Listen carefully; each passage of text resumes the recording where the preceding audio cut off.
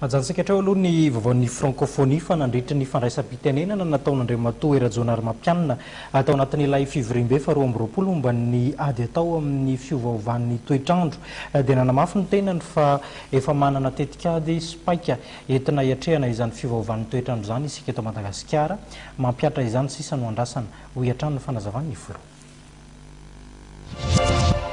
Tsy adihevitra intsony no hodiniana fa ny fanatanterahana ny asa hoentina mampiatra ny fifanarahan'ny Paris na ny Accord de Paris hoentina hiatrehana ny fiovaovan'ny toetrandro. Io no antopitsin'ny Fivoriam-be faha 2020 momba ny ady amin'ny fiovaovan'ny toetrandro natao tao Marrakech any Maroc. Nandritra ny kabarany dia nanamafy ny Flo Erazonary Mampianina fefa mametraka paikady Madagasikara eo amin'ity ady ity. Ampiaina ny famoahana ny entona manimba ny tontolo iainana hatramin'ny 400 isanjato hatramin'ny 30 ary ampitombo ny famonoana carbone ho 3 isanjato. Nisy ny fifanarahana efa natao ary zao dia eo amin'ny lafiny famatsimbola ny ady hevitra.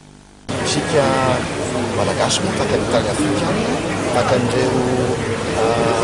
nosy maro ny nosy eto amin'izao tontolo izao izay tena hiarana izany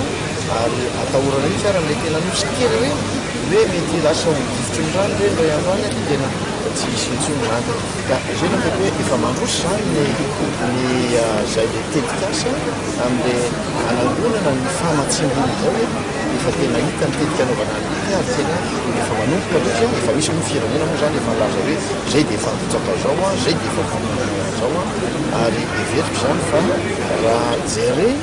ny adevitra natao tamin'ny Paris ny zavatra misy amin'ny fotoana izao tena efa miazakazaka amin'ny tena asa izao. Marina fa nisy ny firesana mombamomba ny fikarakarana ny fivoriana tampony francophonie atao eto Madagasikara amin'ny herinandro ambony ary nampiseho fahavononana ireo filoham-pirenena maro anatrika ity fivoriana eto Antananarivo ity.